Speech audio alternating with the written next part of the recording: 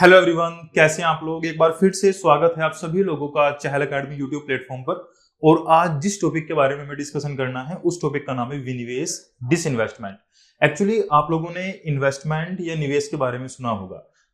कोई भी व्यक्ति जब अपने एसेट्स को क्रिएट करता है तो वो निवेश करता है, इन्वेस्टमेंट करता है। आपने सुना होगा कि भाई उस पर्सन ने रियल एस्टेट सेक्टर में इन्वेस्ट किया है, मतलब वो एसेट्स को क्रिएट कर रहा है। तो जब गवर्नमेंट भी अपने एसेट्स को क्रिएट करती है तो इन्वेस्टमेंट करती है। या हम ऐसे भी बोल सकते हैं कि गवर्नमेंट या कोई व्यक्ति इन्वेस्टमेंट के थ्रू अपने एसेट्स को क्रिएट करता है। तो फिर ये डिसइन्वेस्टमेंट क्या है? डिसइन्वेस्टमेंट में गवर्नमेंट अपनी परिसंपत्तियों, अपने एसेट्स को बेचती है फंड जनरेट करने के लिए। अब आपके मन में ये वाला पॉइंट आ रहा होगा कि गवर्नमेंट की परिसंपत्तियां क्या, जैसे जैसे एसबीआई है। तो हम एसबीआई क्या है? एक गवर्नमेंट बैंक, एक सरकारी बैंक है। तो क्या है? वो गवर्नमेंट की परिसंपत्ति है, एसेट है। जैसे कुछ सार्वजनिक उद्यम है, ओएनजीसी वगैरह, तो वो सब क्या है? वो गवर्नमेंट की परिसंपत्ति है। तो गवर्नमेंट क्या करती है कि फंड जनरेट करने के लिए अपनी परिसंपत्तियों को बेचती है। अच्छा, फंड जनरेट क्यों करना है? तो उसके पीछे बहुत सारे उद्देश्य हो सकते हैं। अब उन सभी चीजों के बारे में डिस्कस करेंगे। तो स्टार्ट करते हैं आज का टॉपिक, जिसका नाम है विनिवेश या डिसइन्वेस्टमेंट। सबसे पहले इसकी डेफिनेशन के बारे में जानते हैं। डेफिनेशन जिसके बारे में हमने अभी डिस्कस किया, सरकार द्वारा परिसंपत्तियों की बिक्री या परिसमापन, आमतौर पर केंद्रीय और राज्य सार्वजनिक क्षेत्र के उद्यम, परियोजनाएं या अन्य अचल परिसंपत्तियां।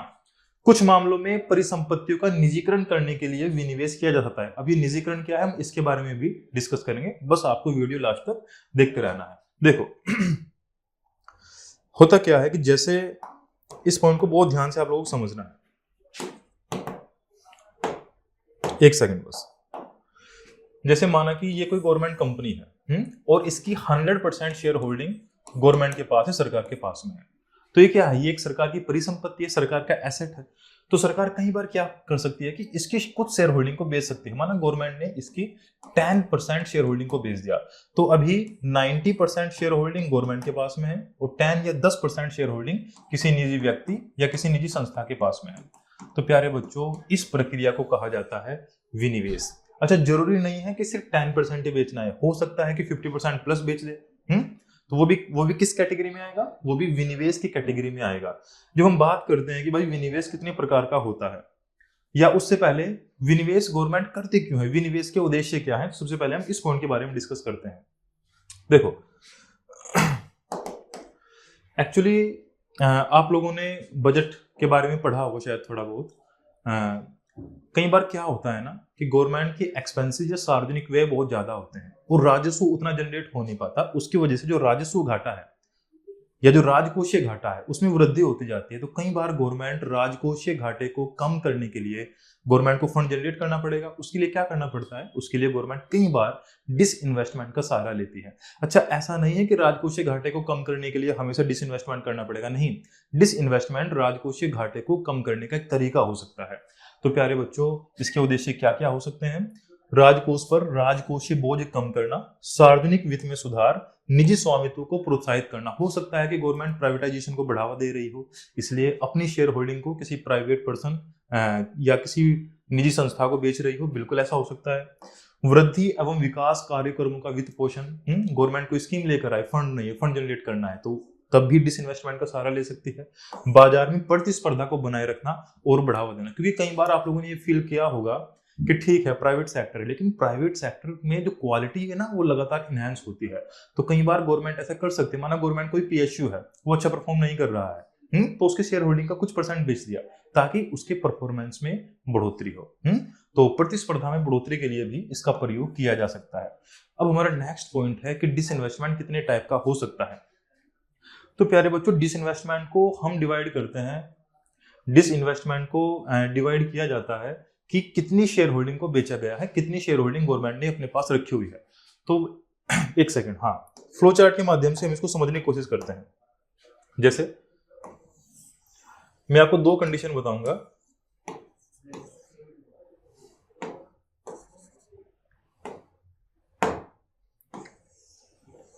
मतलब ये कंपनी ए है और ये कंपनी बी है। एक कंपनी में क्या किया कि गवर्नमेंट ने अपनी माइनॉरिटी शेयर होल्डिंग को बेचा है, मेजोरिटी शेयर होल्डिंग को अपने पास रखा है। जैसे इसके लिए एक सिंपल सा तरीका है 51% एंड 49%। अगर गवर्नमेंट ने 50% प्लस शेयर होल्डिंग को बेच दिया है, 50% प्लस शेयर होल्डिंग को बेच दिया है, या गवर्नमेंट ने न्यूनतम 51% शेयर होल्डिंग को बेच दिया है, न्यूनतम 51% शेयर होल्डिंग को बेच दिया है, तो मैं ऐसा बोल सकता हूं कि 51% शेयर होल्डिंग बेच दिया और 49% गवर्नमेंट के पास में है। तो जब ये वाली कंडीशन होती है कि जब गवर्नमेंट मेजोरिटी शेयर होल्डिंग को बेच देती है और माइनॉरिटी शेयर होल्डिंग को अपने पास रखती है, तो प्यारे बच्चों इस कंडीशन को कहा जाता है मेजोरिटी डिसइन्वेस्टमेंट, या इसके लिए एक हिंदी में प्रयुक्त शब्द है बहुलांश विनिवेश। और जब गवर्नमेंट, ठीक इसका उल्टा, जब गवर्नमेंट एटलीस्ट 51% शेयर होल्डिंग अपने पास रखती है और माइनॉरिटी शेयर होल्डिंग को बेच देती है, तो उसको बोला जाता है, मतलब ये माइनॉरिटी शेयर होल्डिंग है, ये गवर्नमेंट ने बेच दी है, और जो मेजोरिटी शेयर होल्डिंग है वो गवर्नमेंट ने खुद के पास रखी है, तो इसको कहा जाता है अल्पांश विनिवेश। अल्पांश विनिवेश। इसमें कोई डाउट? चलो इसको कुछ एग्जांपल से समझने की कोशिश करते हैं।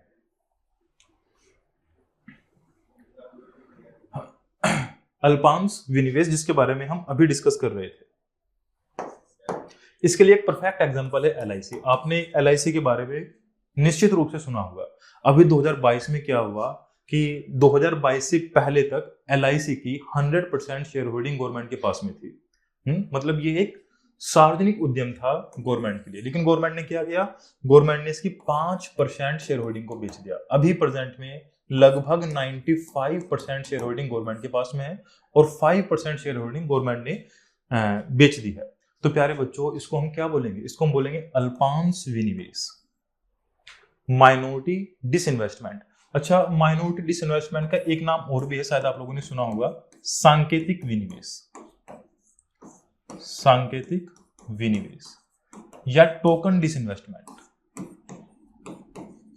Token disinvestment.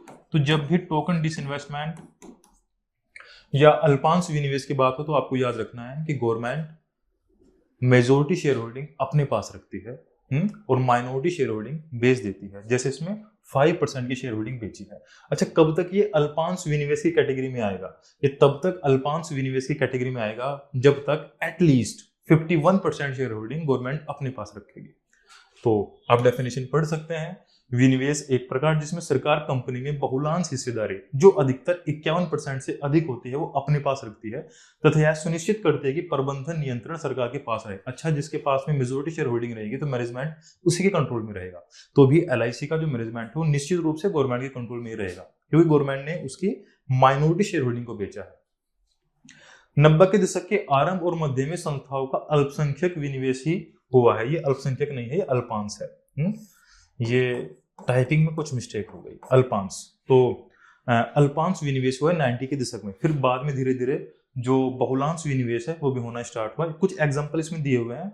बिक्री प्रस्ताव द्वारा अल्पांश विनिवेश के उदाहरणों में power grid corporation of India limited, rural electrification corporation limited, RECL, आपने इसका नाम डेफिनेटली सुना होगा, NTPC लिमिटेड, NHPC लिमिटेड आदि के हालिया निर्गम शामिल है। और अभी के लिए आप इसको याद रख सकते हैं LIC से। LIC इसका परफेक्ट एग्जांपल है।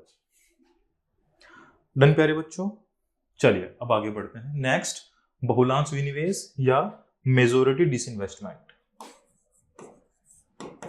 Majority disinvestment. अच्छा, मेजोरिटी डिसइन्वेस्टमेंट में ना, मेजोरिटी डिसइन्वेस्टमेंट में दो चीजें हो सकती हैं। ऐसा हो सकता है कि गवर्नमेंट जो है वो 51% या 51% प्लस शेयर होल्डिंग बेच रही है। अच्छा, इस कैटेगरी में ये भी हो सकता है ना कि गवर्नमेंट 100% शेयर होल्डिंग को बेच दे। जैसे ही गवर्नमेंट 100% शेयर होल्डिंग को बेच देती है तो उसको बोलते हैं निजीकरण, क्योंकि गवर्नमेंट ने 100% शेयर होल्डिंग किसी व्यक्ति या किसी निजी संस्था को बेच दिया है।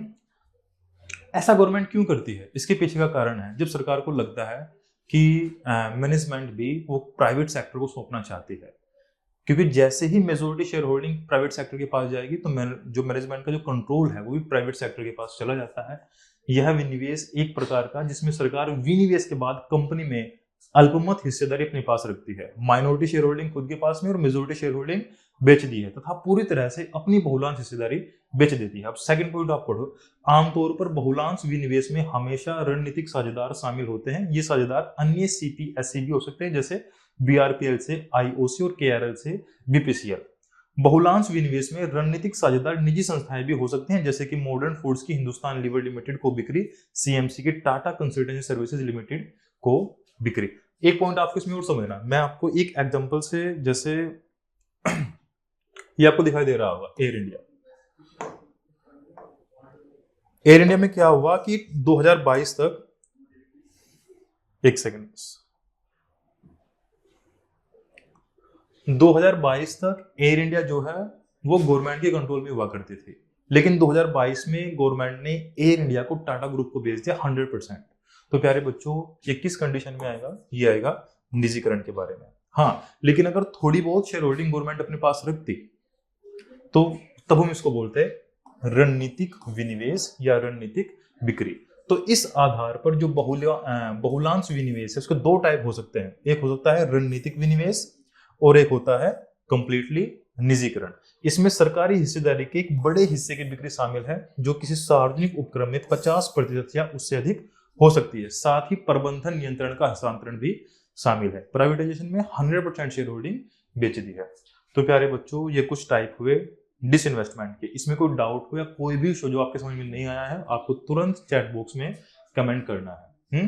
अब हम डिस्कस करते हैं कि भारत में जो विनिवेश हो कब से स्टार्ट हुआ, इसका विकास कैसे हुआ। अब इसकी शुरुआत हुई 1991, 1992 में, 1991, 1992 में। एक्चुअली इस टाइम पीरियड पर एलपीजी रिफॉर्म्स हुआ है, लिबरलाइजेशन, प्राइवेटाइजेशन, ग्लोबलाइजेशन। तो सरकार जो है निजीकरण को बढ़ावा दे रही है। तो ये इसका एक कारण हो सकता है। जब 31 चयनित सार्वजनिक उपक्रमों का 3038 करोड़ रुपए में विनिवेश किया गया। विनिवेश शब्द का पहली बार बजट में प्रयोग किया गया है 1991 में। 1993 में रंगराजन समिति बनाई गई, इसने भी विनिवेश पर काफी बल दिया। और आप देख सकते हैं कि 2001 में इसका एक अलग से मिनिस्ट्री बनाया गया, मंत्रालय बनाया गया, लेकिन 2004 में इस मिनिस्ट्री को खत्म कर दिया गया। अभी जो विनिवेश विभाग है, जो डिसइन्वेस्टमेंट डिपार्टमेंट है, वो वित्त मंत्रालय के अंदर काम करता है, फाइनेंस मिनिस्ट्री के अंदर काम करता है। आप देख सकते हैं 2004 में इस मंत्रालय को बंद कर दिया और ये वित्त मंत्रालय के अंदर काम करता है। 2016 में डिपार्टमेंट का नाम चेंज किया गया। अभी इस डिपार्टमेंट का नाम है दीपम, DIPAM, DIPAM। ये आपको नाम याद रखना है, निवेश और सार्वजनिक संपत्ति प्रबंधन विभाग, दीपम। अभी डिसइन्वेस्टमेंट के लिए जो नोडल एजेंसी है, नोडल एजेंसी के रूप में काम करता है दीपम। तो प्यारे बच्चों, मैं मान के चल रहा हूं कि डिसइन्वेस्टमेंट या विनिवेश से संबंधित कोई भी आपका डाउट होगा वो क्लियर हो गया होगा। तो आज के लिए इतना ही। Thank you so much. Keep learning, keep growing. Thank you so much again.